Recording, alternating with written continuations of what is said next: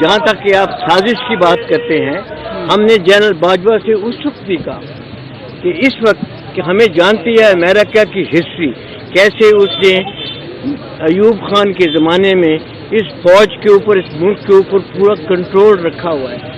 हमने बाजवा से कहा कि टाइम आ गया है कि हम अमेरिकन हेजमनी जो है उसको तोड़ें, मगर बाजवा का जवाब ये था कि अमेरिका को क्रिटिसाइज करें।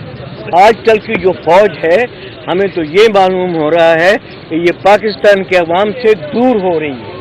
पाकिस्तान के अवाम और फौज के दरमियान इतना फासला हो गया है कि ये एक निहायत खतरनाक सिचुएशन में हम पहुंच गए हैं। जनरल बाजवा के ज़माने में हमें GHQ बुलाया गया था और GHQ में हमारी बड़ी लंबी मीटिंग हुई। उस लंबी मीटिंग के मुतल्लिक़ तो मैं इतना नहीं कहना चाहता, बट वहाँ पर उस मीटिंग में उन्होंने सिर्फ बार बार हमें एक रिक्वेस्ट की कि जी आप थोड़ी देर ठहर जाएं, हालात ठीक हो जाएंगे। हम उस वक्त हमने सब्र किया। उसके बाद जब बाजवा रिटायर हो गया और जनरल आसिम मुनीर ने नई कमांड संभाली, तो हमारा ख्याल था कि इसको हमें मौका देना चाहिए ताकि जो पॉलिसी जनरल आसिम मुनीर बनाता है इस मुल्क के लिए, वो उस मुल्क के लिए अच्छी है या नहीं है। हमने इतने महीने इंतज़ार किया। उसके बाद हमने इनको एक ख़त लिखा, जिस ख़त में हमने इनसे ये दरख्वास्त की कि मुल्क के हालात इतने संगीन होते जा रहे हैं, हमें मौका दें, हम आपके साथ मिल के बैठ के अपना नज़रिया आपके सामने पेश करें, आप अपना नज़रिया हमें बताएं। मगर जनरल आसिम मुनीर ने बिल्कुल परवाह भी नहीं की कि उन्होंने इस खत का जवाब नहीं दिया। अब थोड़े दिन हुए हैं कि हमारे 2-3 retired senior general Asim Munir से मिले किसी सिंध रेजिमेंट के फंक्शन में। वहाँ पर जब उन्होंने मुल्क की हालात के मतलब उनसे बात की, तो आसिम मुनीर का जवाब ये था कि आप इस फौज को नहीं जानते, ये नई फौज है। बिल्कुल दुरुस्त उन्होंने कहा। हमने तो वो फौज जानते हैं जिसने पाकिस्तान बनते हुए अपने जज्बे के साथ काम किया और उसी जज्बे के साथ फौज काम करती रही। आजकल की जो फौज है, हमें तो ये मालूम हो रहा है कि ये पाकिस्तान के अवाम से दूर हो रही है। पाकिस्तान के अवाम और फौज के दरमियान इतना फासला हो गया है कि ये एक निहायत खतरनाक सिचुएशन में हम पहुंच गए हैं। And the earlier we remove this, the better it is for Pakistan. इसके अलावा 2-3 और चीज़ें जो हैं वो हम समझते हैं बहुत ज़रूरी है। इमरान खान ने तो जब उसकी हुकूमत डिसमिस हुई तो उसने कहा कि ये साजिश है।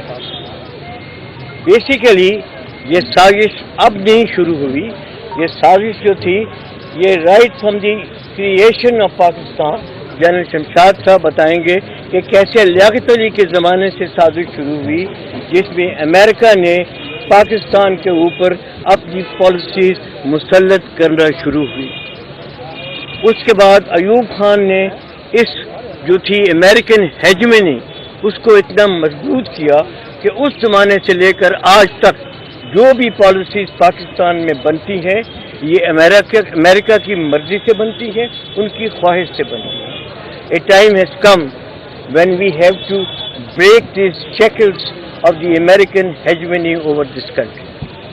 उसके अलावा जो मेन चीज़ हम इस वक्त कहना चाहते हैं वो ये है कि ये इस वक्त पाकिस्तान का डिफाइनिंग मोमेंट है।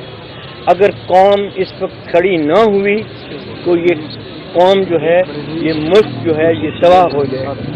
हमने इस मुल्क को बनते देखा है। हमारा जिस जज्बे के साथ ये मुल्क पैदा हुआ, हमने वो जज्बा देखा है और हम खामोश नहीं रह सकते इस मुल्क की तबाही को देखते हुए। हमारी जितनी भी अभी ज़िंदगी है हम डिवोट करेंगे पाकिस्तान की मजबूती के लिए और पाकिस्तान की सालमियत के लिए। एक सवाल आपसे है, आप ये बताइए।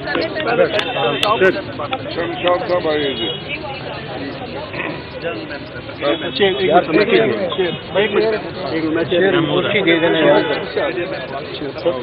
اللہ الرحمن الرحیم. میرا تعلق تعارف کرایا گیا ہے کہ میں بھی سویلین جرنیل ہوں، اور اس کے ساتھ میں یہ کہنا چاہوں گا کہ میرا تعلق پاکستان کی اس جنریشن سے ہے جس نے پاکستان بنتے ہوئے دیکھا، اس کو ٹوٹتے ہوئے بھی دیکھا، اور آج میں اس کو بکھرتے ہوئے دیکھ رہا ہوں. اور جس قسم کے حالات ہیں، مجھے آج واقعی وہ وقت یاد آ رہے ہیں جب 1947 کا وقت، جب ہم ہندوستان سے لاکھوں کروڑوں مہاجرین کے طور پر اپنی ہزاروں سال پرانی شناخت اور اپنی پرانی جائیدادیں، گھر بار سب کچھ چھوڑ کر ہم قائد اعظم کے پاکستان آئے تھے.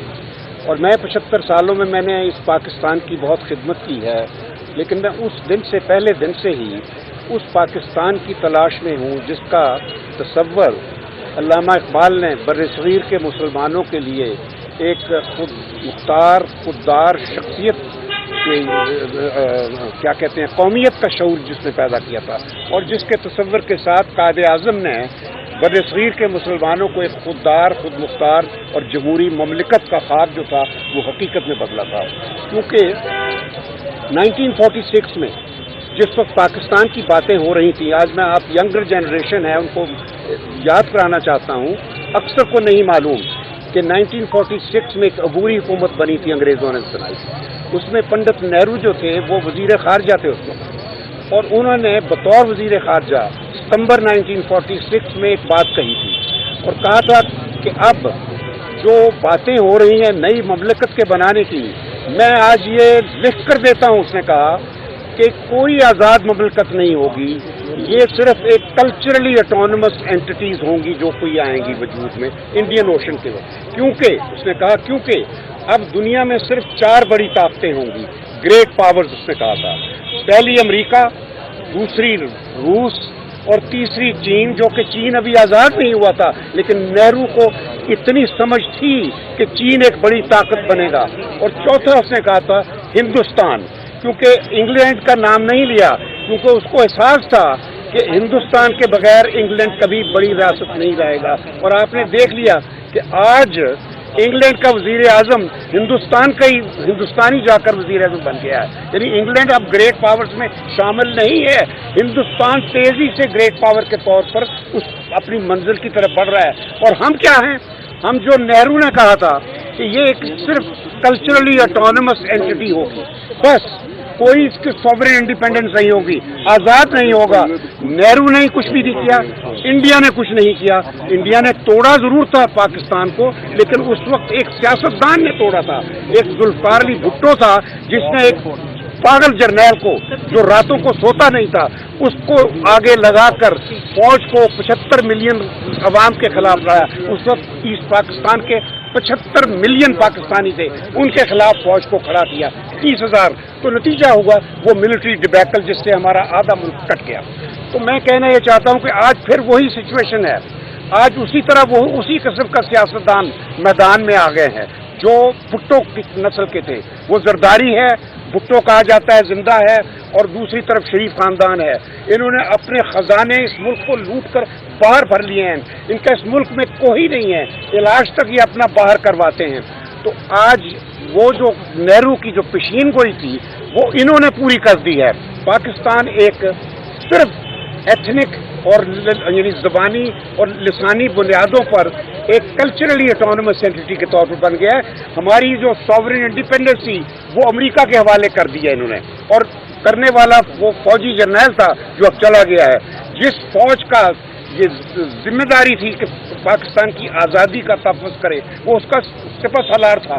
تو وہ جو ایک آدمی جس نے پوری فوج کو کے نام کو استعمال کر کے یہ غلطی کی ہے، اب وقت آ گیا ہے قوم اس بات کا احساس کرے کہ کسی ایک شخص کو یہ حق نہیں پہنچتا کہ وہ ملک کی قسمت کے فیصلے کرے.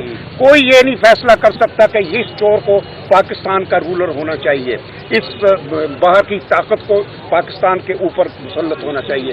اب صرف پاکستان کے عوام وہ فیصلہ کریں گے کہ ہمارا رولر کون ہوگا، اور اس کا صرف ایک ہی طریقہ ہے جو کہ ساری دنیا میں تسلیم شدہ ہے، اور وہ ہے انتخابات، فری اور فیئر الیکشنز۔